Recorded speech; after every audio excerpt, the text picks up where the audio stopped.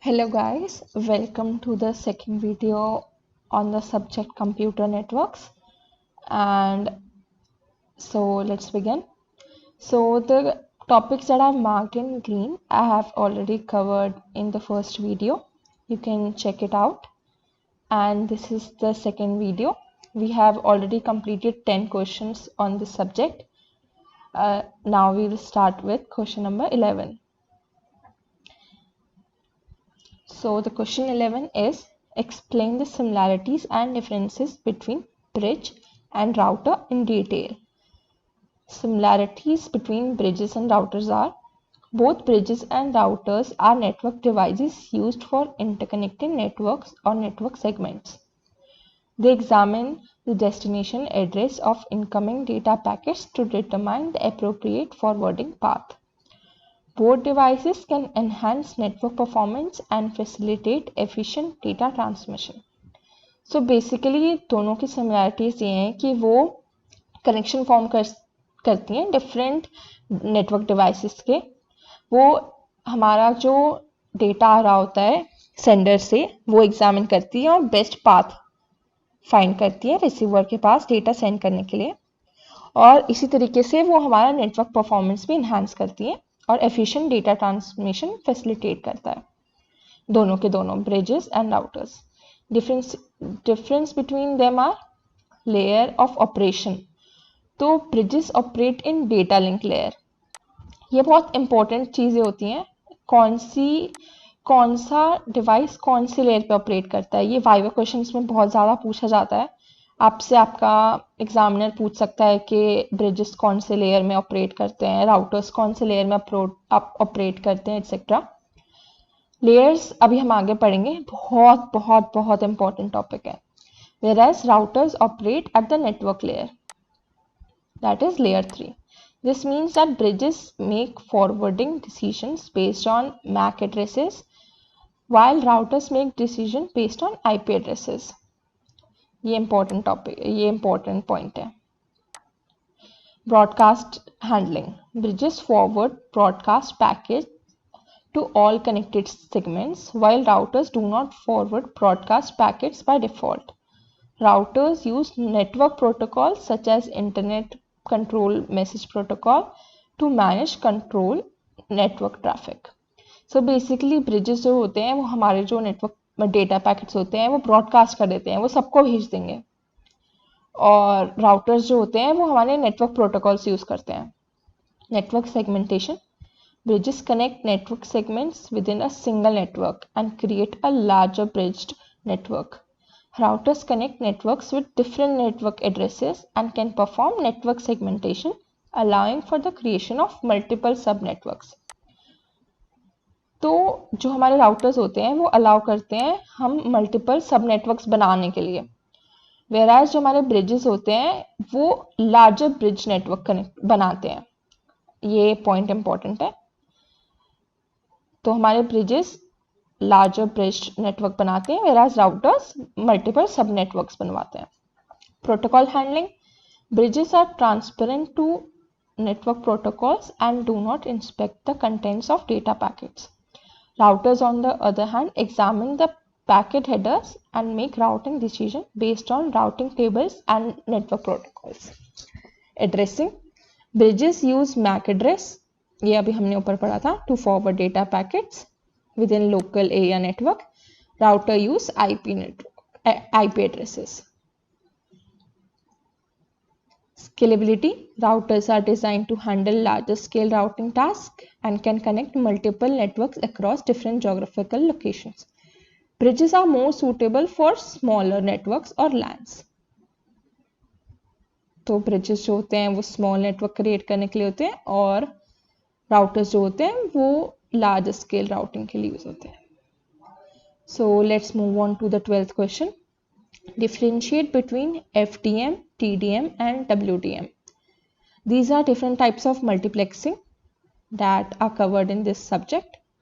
Frequency division multiplexing. FDM is a multiplexing technique used to combine multiple analog signals for stimulus transmission over a shared communication channel. In FDM, different frequency ranges are allocated to each signal. So as the name suggests, frequency division model, हम different frequency range में एक signal को allocate कर देते हैं, and the signals are combined by modulating them onto different carrier frequencies. FDM is commonly used for analog systems such as traditional telephone networks, where multiple voice signals are multiplexed over a single physical transmission medium. Now let's move on to time division multiplexing.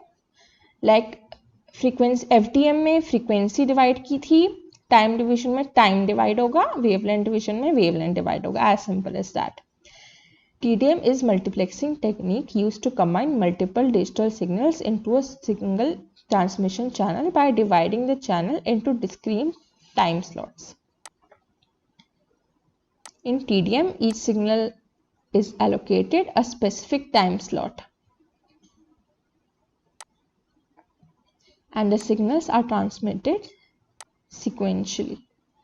TDM is commonly used in digital systems such as digital telecommunication networks, where data from different sources are interleaved and transmitted over a shared channel. WDM, wavelength division multiplexing, is a multiplexing technique used in fiber optic communication to combine multiple optic signals of different wavelength into a single optical fiber. In WDM, each signal is assigned a specific wavelength, and the signals are transmitted concurrently over the same fiber. WDM enables high capacity data transmission by utilizing different wavelengths of light as independent channels. So in summary, FDM used for combining analog signals by allocating different frequency ranges. TDM is used for combining digital signals by allocating discrete time slots, and WDM is used in fiber optics communication to combine multiple optical signals of different wavelengths. So this was the summary. Now let's move on to question number 13. What is SDH technology? Differentiate between PDH and SDH.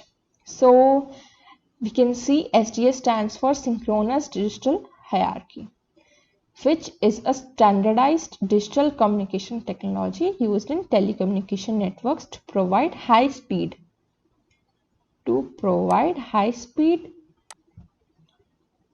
reliable transmission of voice, data, and video signal. SDH is based on synchronous timing and multiplexing techniques.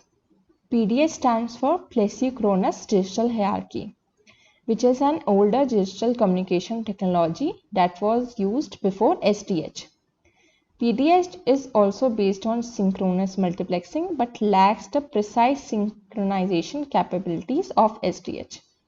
So basically PDH जो है वो पहले use होता था, SDH अभी newer technology है, whereas PDH जो है वो पहले यूज होता था. So here are the key differences: synchronization, multiplexing, scalability, error correction, and network management. These are the 5 main points. So synchronization में कैसे different है? PDH offer a highly precise synchronization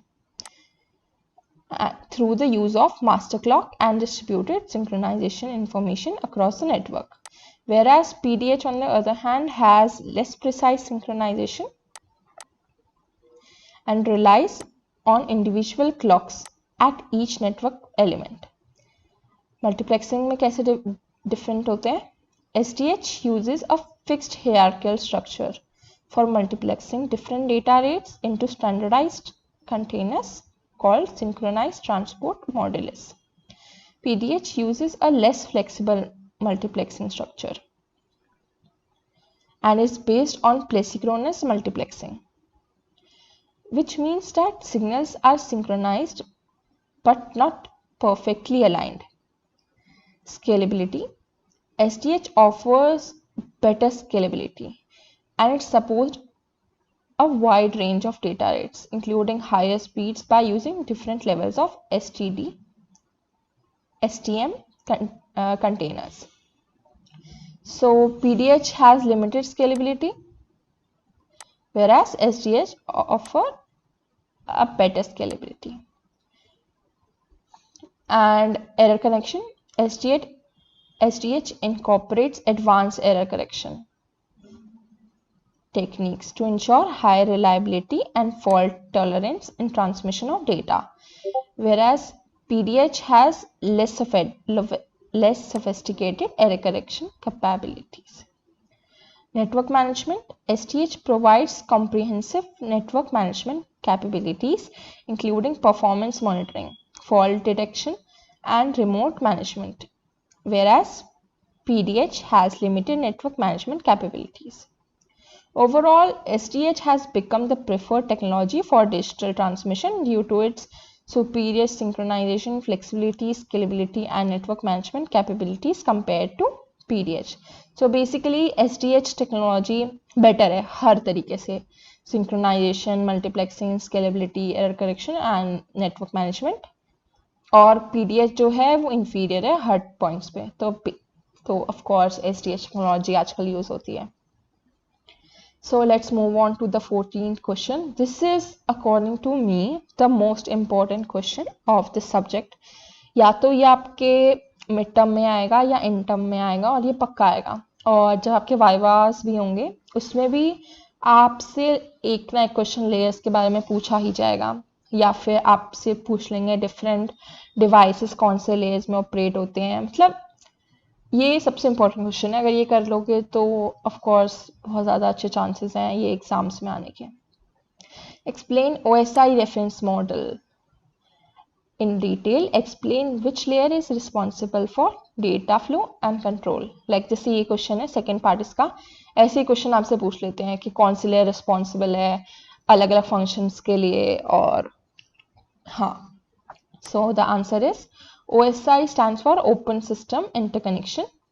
Reference model is an conceptual framework that standardizes the functions of a communication system into 7 distinct layers.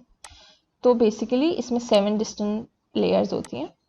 Each layer has a specific responsibility in the communication process, enabling interportability between different network devices and protocols. Here's a brief overview.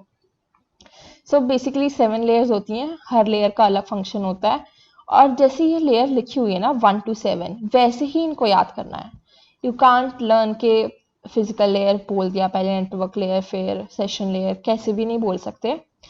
These are in a strict form. Like first layer physical layer ही है, second layer data link layer ही है. तो एक strict वो है numbering है इनकी. The physical layer is responsible for transmitting raw bits stream over a physical medium, defining electrical, mechanical, and procedural aspects of physical connections.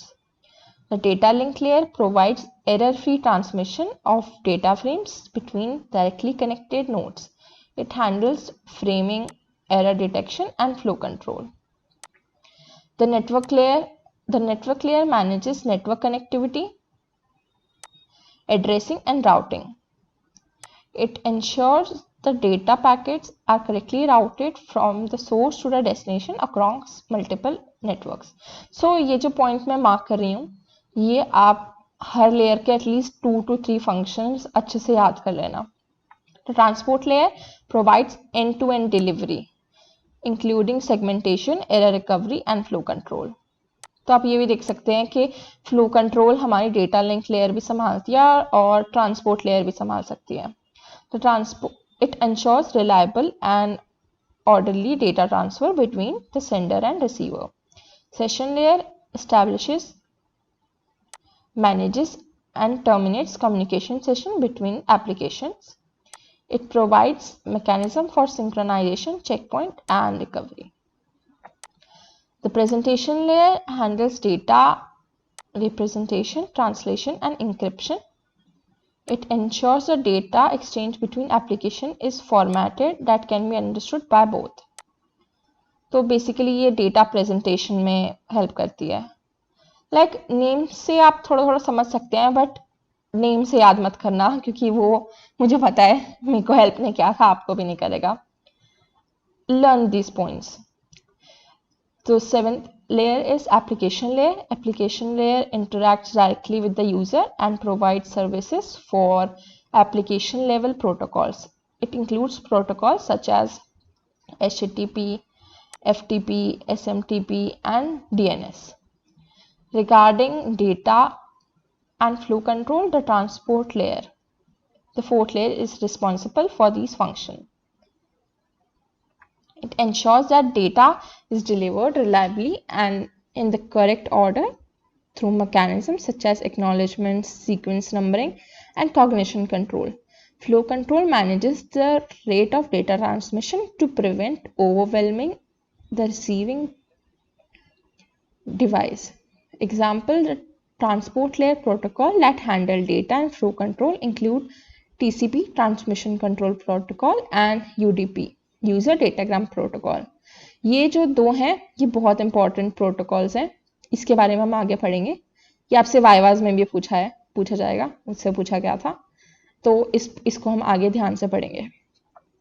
So the 15th question is, what do you mean by network topology? Discuss the problem and benefits of any three topologies. So network topology बहुत easy question है, हमने पहले भी पढ़ा होगा, आपने पहले भी पढ़ा होगा अपने सब्जेक्ट्स में, बट अगर ये क्वेश्चन आपका आ गया तो आप बहुत लकी होंगे, बहुत easy है, आराम से पढ़ पाएंगे. So let's see. Basically हमारे 5 टाइप की टोपोलॉजीज होती हैं. यहाँ पे अभी हम 3 ही पढ़ रहे हैं. जो 3 हम पढ़ रहे हैं वो है bus topology, star topology and mesh topology. और भी होती है, और कौन सी होती है, और होती है एक हाइब्रिड होती है, और बस टोपोलॉजी हो गया, और रिंग टोपोलॉजी होती है. तो ये टोटल 5 टोपोलॉजीज होती हैं.